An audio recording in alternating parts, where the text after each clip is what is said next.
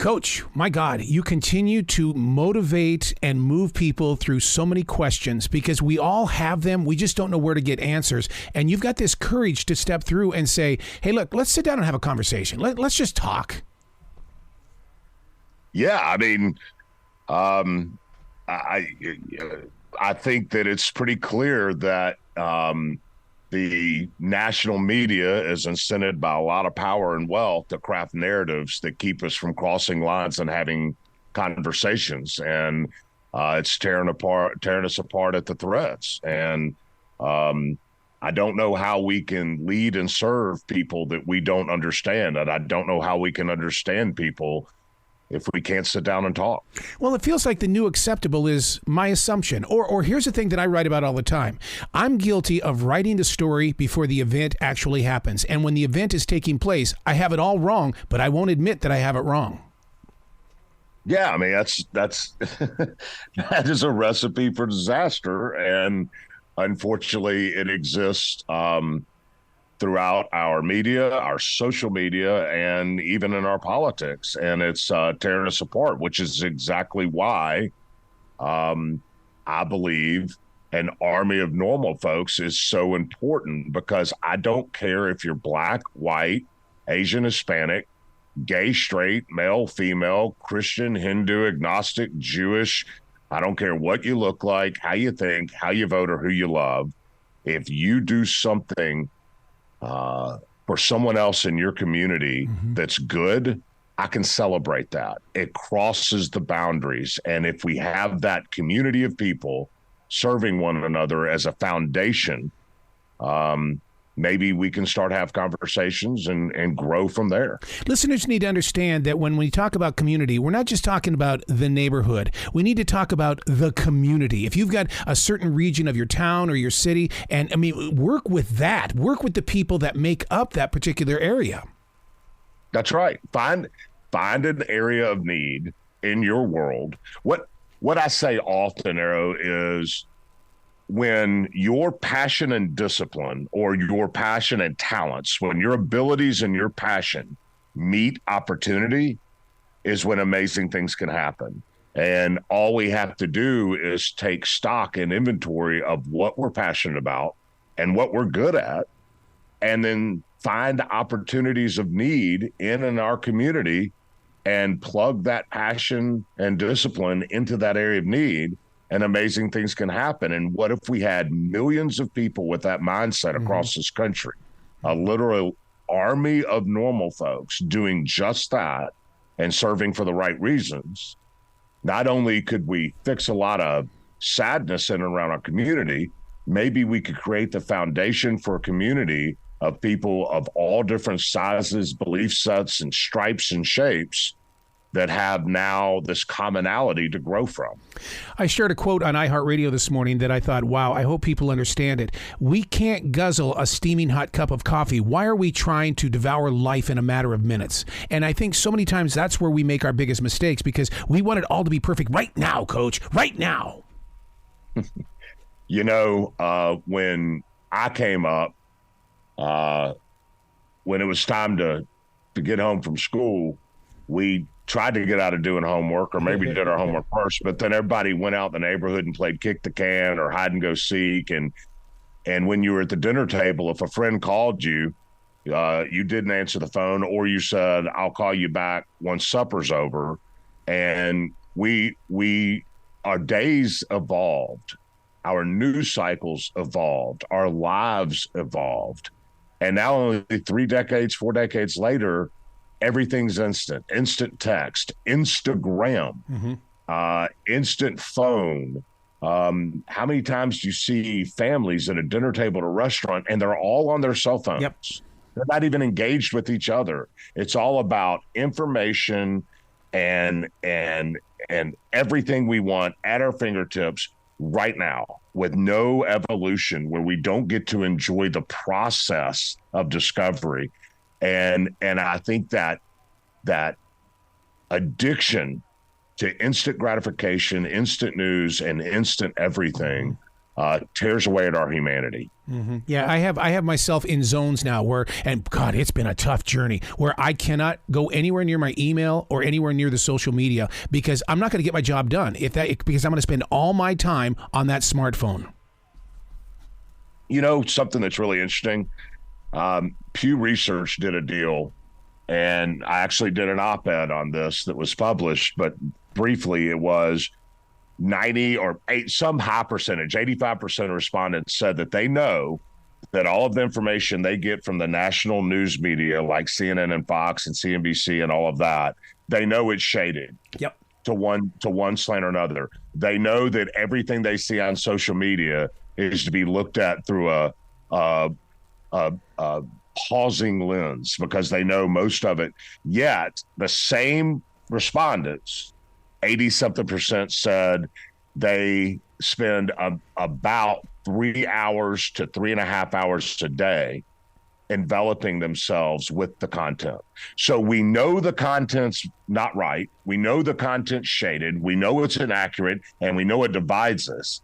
Yet, like sheep, we fill ourselves with the content on a daily basis. Mm-hmm. To me, it is just speaks to how so messed up we are, knowing we're getting fed crap, but sitting to the table and gorging on crap every day. Yeah. It makes no sense. We've got to change our approach. But see, that's why we need your podcast, because we're not going to openly talk about it because we can't find anybody, but you bring it to us, and all of a sudden you now give us that little bit of light to say, well, what would happen if I did bring it up in the conversation? We just need somebody that's going to coach us. I hope that's what we're doing with an army of normal folks. I mean, we're taking normal people who have normal money problems, normal issues, but despite, not because they're, an A-lister or a trust fund baby, they're not doing something in their communities because it's perfect.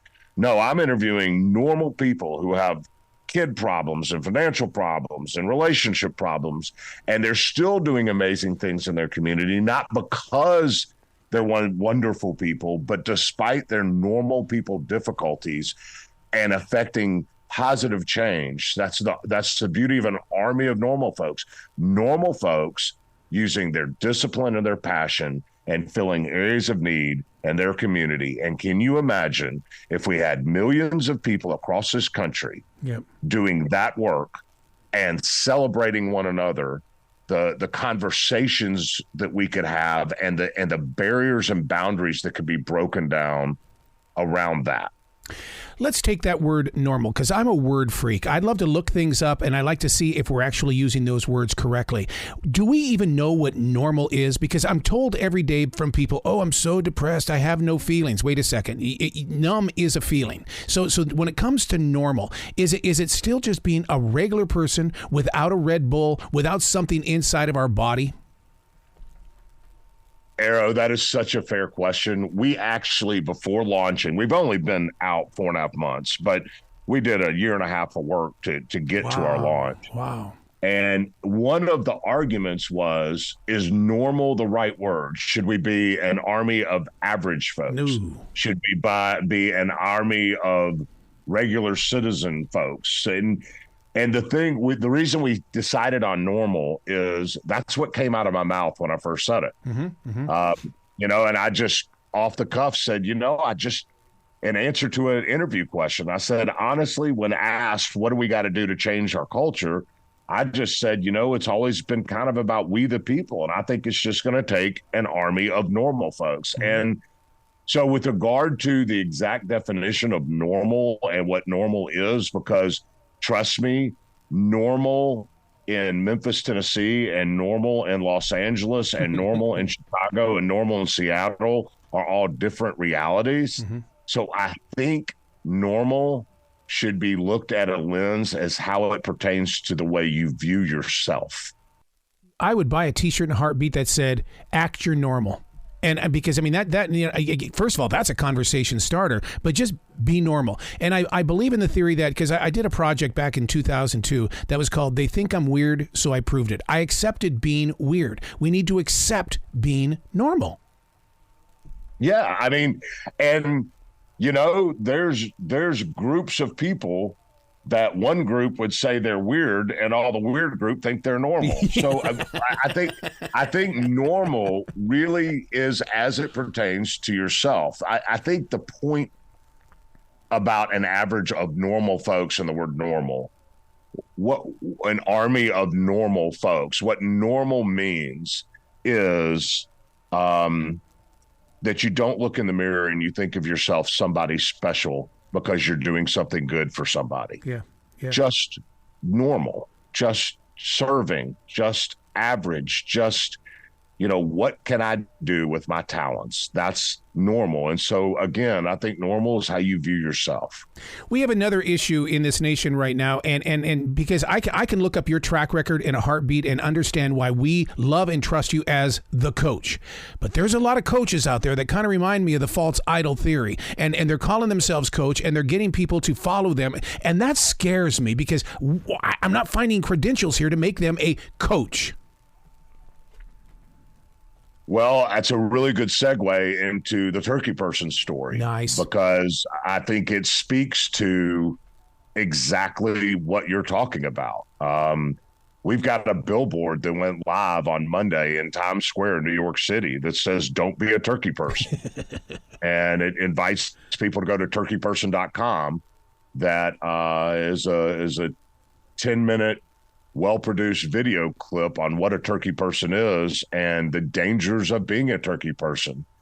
And the dangers of being a turkey person are fraught with exactly what you're talking about. These false prophets, these people that have leadership positions but are serving themselves, and like you said, coaches that aren't coaching the right things. And the whole turkey person thing is what I learned. I mean, the movie Undefeated was my last year at Manassas. Mm-hmm. Long before any cameras showed up, 7 years previous was my first year at Manassas. And that's when I learned really probably one of the top 3 lessons of my life, what a turkey person is. Mm-hmm. Dealing with that turkey person, because so many times we're going, no, there's no way. I mean, because I come from this huge, massive church, and everybody says that we're a cult, and I sit there, I'm a naysayer. I'm going, stop. We are not. How do I know we're not? I mean, we all put our own feelings first without listening to others around us. Well, yeah. Halfway through my first season of Manassas, we were 3-3. Mm-hmm. And now, Arrow, when I got to Manassas, there were 17 kids on a varsity high school football team, and they'd won 4 games in 10 years. Their previous 10 years record was 4 wins and 95 losses. Woo. All right. Right. Yeah. So halfway through that first season, we're 3-3. And I think 3-3 is kind of average, but when you've won 4 games in 10 years, they thought I was kind of a fat redheaded version of Pete Carroll or somebody at 3-3, right? And so we're talking about one of the poor zip codes in the United States and one of the most crime-ridden zip codes in the United States, where Manassas sits. And so we knew we had to coach football, but we quickly learned we also need to start coaching basic fundamentals and tenets that lead to a meaningful life long after the days of playing football are over, like character, commitment, integrity, leadership, mm-hmm. teamwork, the dignity of hard work. And so we start coaching that. Now, Arrow, halfway through that first season, we're 3-3. And the whole team, because we're 3-3, is buying into football, right? But only half the team is buying into that important stuff. And so I went to my guy. Every coach has a guy. And I went to my guy and I said, hey, man, I'm really frustrated. What do I got to do to get that half the team to buy into the important stuff like your half the team? And this is the guy that I went to early on and really helped fill in some blanks for me in a piece of society I didn't really yet understand. And so I knew he'd give me the answer, but instead he kind of just dismissively said, "Oh, coach, just keep doing what you're doing." Mm. And I'm like, no, man, I'm really frustrated. Why can't I get that half the team to buy in the important stuff like your half the team? And he said, "Coach, I don't want to hurt your feelings." And I said, "Enough, dude. What's up?" And he said, "All right, coach, they're trying to figure out if you're a turkey person or not." And Arrow, I said, "What are you talking about, bro?" And he said, "Coach, every Thanksgiving and Christmas, people roll into our neighborhoods and they give us gifts and hams and turkeys. And we take them because we ain't got none. But then they leave and we never see them again. Makes you wonder if they're doing that to make themselves feel good or because they care about us. And he looked me dead in the eyes. He said, Coach, really, what are you doing here, man? And Arrow, if your church or the people you know, or if your listeners serve in soup kitchens or give away turkeys on Thanksgiving or gifts to the needy at Christmas, that's a beautiful thing. It should not be disparaged. And that is not the point or the moral of the turkey person's story. The moral is this. What's your motive? Are you doing it because people around you pat you on the back and it makes you feel good? Are you doing it because your business has a philanthropy and it's a box you check so that when you get your next raise, you can say you're involved in it? Are you doing it because it makes you feel good? Or are you doing those works for the simple edification of a number of human being that isn't as blessed as you? And if you're motivated by the right things and you're not a turkey person, amazing things can happen. But if you're motivated by your own self-interest, even though you're doing a good deed, if the motive isn't right, you're never going to win the people you seek to lead. You're going to think I'm weird or I'm a very mean person because when I do share those gifts during the holiday season, they have to give me a guarantee that we're going to spend the next 52 weeks. It can be once a week. It can be once every other week. But we have to get together, have a conversation, use what it is that they're receiving, and really kind of get involved in building up their mind, body, and soul. I put that No. they have to agree with me to be with me for a year. I don't think that's bad at all, because the other part of the turkey person story is motive and consistency. And all you're doing is trying to remain consistent in the lives of those you seek to serve, and you're motivated by them growing themselves. And I think that's a beautiful thing. That's exactly what we need. All right, Arrow, if we had millions of people across our country doing that, literally an army of normal folks serving, being committed, being motivated by the right things, and engaging in community. I don't care if you're black, white, Asian, Latino, gay, straight, Christian, Jewish, Muslim, progressive, Democrat, Republican, conservative. I don't care what you are. All of these things that divide us, all of these things that are stopping us from being able to have conversations, regardless of who you are, what you look like, how you vote, who you love, or where you come from, I can absolutely celebrate you if you're doing something for another person in your community. And if you're motivated by the right things and you're consistent. And so that's the beauty of an army of normal folks is think of what we can change, but also think of the foundation we can lay for us to start having open, civil, non-threatening conversations about the stuff that matters, because we have a foundation of mutual respect for our service. How long does a new idea have to ferment inside of you before you start putting it through the test? Because I'm a defragger. I have to ask the questions and question the answers and see if it really is a tool that I can use in the everyday world. I've got a business I started in 2001 with $17,000, and we'll do almost 80 million in sales this year. I've got 150 employees. I've got office in Shanghai, office in Ho Chi Minh City, and a 50-acre manufacturing facility here in Memphis. You learn quickly that practice does not make perfect. Perfect practice makes perfect. That's right. And you have to plan. You have to. A buddy of mine used to say, even if your business is in great shape, every 2 years you need to create a catastrophe. And what he meant was not literally, but in your mind, create what would happen if this happened? What would happen if that happened? So that when something like that does happen, you've already prepared for the eventuality of difficulties. All of this is to say, yeah, you got to plan, you got to vet, you got to really think about your narrative. You got to think about how you're communicating, the very words you use. You've got to work very, very hard on your messaging so that it really does articulate exactly what you want to articulate, and does attempt to achieve the goals that you really have for you, your organization, and the people inside your organization, whether it's a business, your family, or a philanthropic effort. So I think you're wise in what you said. And yes, I think you plan hard. And it's just like this turkey person billboard that's in Times Square right now. Alex, my producer's been working on that for 9 months. Because we wanted to pull off an initiative that would reach people and maybe matter and help grow an army of normal folks. And so, yeah, you do plan, but perfect planning, perfect work leads to proper execution. When you plant that billboard up there in New York City, you can't think about the number of people you're reaching, can you? Because, I mean, we all want that instant satisfaction. But the thing about it is, though, is that you put up that billboard and you have to say, okay, we did it. Now let's walk away and let's get the after effects of it, because they're going to reach out to us. But we can't just put everything into them being here right now. No, it's very simple. It's a billboard with two people, a man and a woman, dressed in very typical Americana holiday outfit. And from the neck up, instead of their faces, is two turkey heads. And it just says, don't be a turkey person, turkeyperson.com. That simple. And then people look at that, hopefully, and say, okay, that's weird.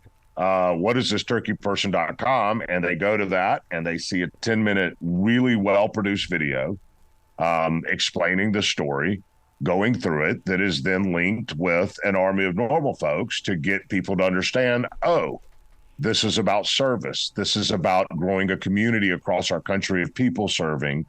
And this is about, regardless of who you are, where you come from, we can all exact some measure of change in our world. And we just need to do it in a committed way and for the right reasons. Mm-hmm.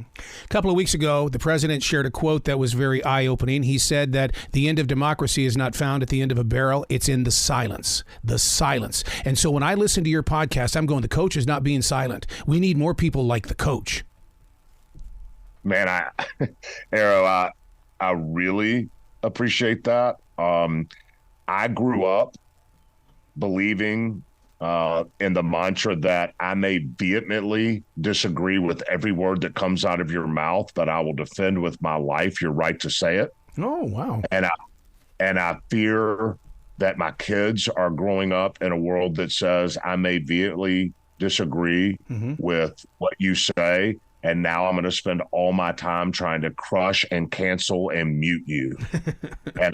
And I think that is the begin. If you think January 6th was an assault on our democracy, which I could argue it certainly was, because one of the cornerstones of our democracy is the peaceful transfer of power. Mm-hmm. But if you buy into those notions, those 30,000-foot views of the importance of the cornerstones of our republic, then I would argue equally destructive and equally damaging and an equal threat is our canceling people's right to speak. Yeah. And we have got to get back to honoring folks' right of opinion and the civil, non-threatening, but very real conversations that should be had so that we can all grow and understand each other, and then in an effort of that growth and understanding, serve to better our republic and our own lives. But it's not going to be the national media and the government does it, because they've screwed it up. Yep. It's going to be an army of normal folks who are not turkey people, motivated by the right things that can change this ill that's invoking our people. Mm-hmm. Wow, I love where your heart is. You got to come back to this show anytime in the future, Coach. The door is always going to be open.